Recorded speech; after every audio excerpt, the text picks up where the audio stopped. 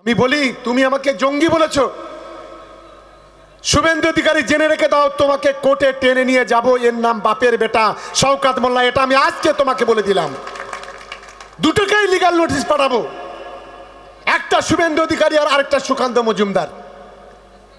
যদি কোর্টে যদি টেনে না নিয়ে যেতে পারি, আমার বাপের নাম না, আমি এটা পরিষ্কারভাবে আজকের এখান থেকে ঘোষণা করছি। নাকানি চোপানি খাইয়ে ছাড়বো তোমার। আর বলছে ক্যানিং থেকে একটা জঙ্গি ধরা পড়েছে, এই জঙ্গি নাকি আমি আশ্রয় দিয়েছিলাম। আমি বলছি তোর বাপের যদি ক্ষমতা থাকে তুই আমাকে একবার প্রমাণ করে দেখা যে চুল পরিমাণ কোনো কানেকশন আমাদের সঙ্গে আছে। মিথ্যাবাজ, দালাল, ধাপ্পাবাজ, চিটিংবাজ। কেন ভারতবর্ষে জঙ্গি ঢুকছে তার দায়ী কে? 56 ইঞ্চি ছাতি, বড় বড় কথা বলে নরেন্দ্র মোদী, অমিত শাহ দেশের স্বরাষ্ট্রমন্ত্রী,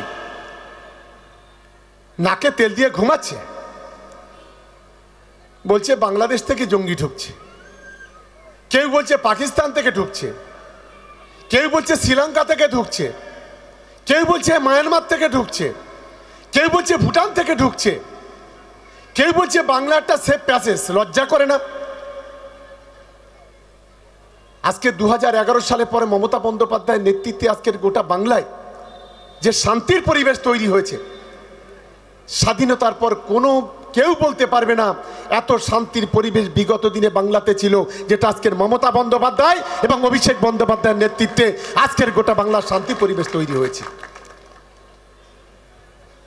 আমি বলি তুমি আমাকে জঙ্গি বলেছো। শুভেন্দু অধিকারী জেনে রেখে দাও, তোমাকে কোর্টে টেনে নিয়ে যাব, এর নাম বাপের বেটা শওকত মোল্লা। এটা আমি আজকে তোমাকে বলে দিলাম। দুটোকেই লিগ্যাল নোটিশ পাঠাবো, একটা শুভেন্দু অধিকারী আর আরেকটা সুকান্ত মজুমদার। যদি কোর্টে যদি টেনে না নিয়ে যেতে পারি, আমার বাপের নাম না, আমি এটা পরিষ্কারভাবে আজকের এখান থেকে ঘোষণা করছি। নাকানি চোপানি খাইয়ে ছাড়বো তোমার। আর আমি ভাঙড়ে তৃণমূল কংগ্রেসের কর্মীদের বলবো, লড়াই করতে গেলে বুক চিতিয়ে লড়াই করতে হয়, কাপুরুষের মতো লড়াই নয়। নওশাদকে জিজ্ঞাসা করো 4 বছরে কোন কাজটা ভাঙড়ে করেছে। জিজ্ঞাসা করুন কোথায় মেডিকেল কলেজ ভোটের আগে প্রতিশ্রুতি দিয়েছিলে। জিজ্ঞাসা করুন কোথায় ভাঙড়ের উন্নয়ন ভোটের আগে তুমি প্রতিশ্রুতি দিয়েছিলে, কেন করতে পারোনি? আর ভাঙড়ে এসে 10 দিন ধরে ওখানে একটা রক্তদান শিবির হবে, 10 দিন ধরে মাইক চালাচ্ছে। আর দোকানদাররা বলছে দাদা জ্বলে গেলেন। 10 দিন ধরে একটা রক্তদান শিবিরের জন্য মাইক চালায় কেউ? এই সোনপুরে 10 দিন ধরে মাইক চলছে। আমাদের কর্মীরা বলছিল মাইকটা টেনে খুলে ফেলে দিয়ে, আমি দরকার নেই। ছুঁচো মেরে হাত গন্ধ করা যাবে না, এটা আমি সকলকে অনুরোধ করব। রাজনৈতিকভাবে গণতান্ত্রিকভাবে লড়াই করতে হবে। আজকে যে মানুষ, যে নেতা, যে কর্মীরা আজকের এখানে জমায়েত হয়েছে, আমি মনে করি আপনারা যদি ঐক্যবদ্ধভাবে লড়ান, আগামী দিনে খড়কুটের মতো উড়ে যাবে আইএসএফ এর মতো ওই দাঙ্গাবাজ, ওই সমাজ বিরোধীরা। এটা নিশ্চিতভাবে আমরা মনে করি। ভাঙড়ের উন্নয়নের দায়িত্ব আমাদের নেত্রী মমতা বন্দ্যোপাধ্যায় আর নেতা অভিষেক বন্দ্যোপাধ্যায়। লড়াইটা চলছে, এই লড়াই কন্টিনিউ আমাদের চলবে। আগামী 19 তারিখ আমাদের ভাঙড়ের ভগবানপুরে আমাদের নেতা খয়রুল ইসলাম, তার সহকর্মী যারা আছে, মমিনুল থেকে শুরু করে যারা যারা আছে, তাদের নেতৃত্বে ঠিক এরকম একটি সভা হবে 19 তারিখে। আগামী 1 জানুয়ারি আমরা আমাদের দলের প্রতিষ্ঠা বার্ষিকী, প্রতিটা বুথে বুথে আমাদের পতাকা উঠবে 2টি ব্লকে। একটা বুথ না যেন খালি থাকে। ভাঙড় 2 নম্বর ব্লকে 218 খানা বুথ, আর ভাঙড় 1 নম্বর ব্লকে 218 খানা বুথ।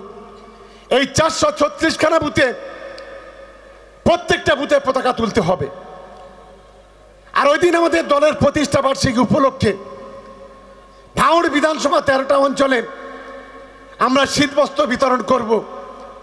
প্রত্যেকটা অঞ্চলে প্রত্যেকটা বুথ থেকে 20 জন করে আমাদের দলের যারা গরিব কর্মী, যারা পেটে কাপড় বেঁধে লড়াই করে, কেউ বুথ কমিটি, কেউ অঞ্চল কমিটি, কেউ কমিটির বাইরেও যদি থাকে, সেই ধরনের কর্মীদের নিয়ে এই শীত বস্ত্র বিতরণ অনুষ্ঠান হবে। সকলকে দায়িত্ব নিয়ে করার জন্য আমি অনুরোধ করব। আর চিন্তার কোনো কারণ নেই, ভাঙড় 1 এবং ভাঙড় 2 যৌথভাবে যে লড়াইটা শুরু করেছে, সেই লড়াই আরো বেশি সংঘবদ্ধ করতে হবে। আরেকটা কথা আমি ভুলে যাচ্ছিলাম, আরেকটা নাটক শুরু হয়েছে বাংলায়। একজন হেরো সাংসদ অর্জুন সিং, সিংটা ভেঙে গেছে, আমাদের পার্থভৌমিকর সিংটা ভেঙে দিয়েছে গত লোকসভাতে। বলছে বিরোধী দলনেতার উপর আক্রমণ করতে পারে কারা? বলছে বাংলাদেশের জঙ্গিরা। আর মমতা বন্দ্যোপাধ্যায় তার নাকি প্ল্যানিং করছে। আরে ভাবতে তো লজ্জা লাগে।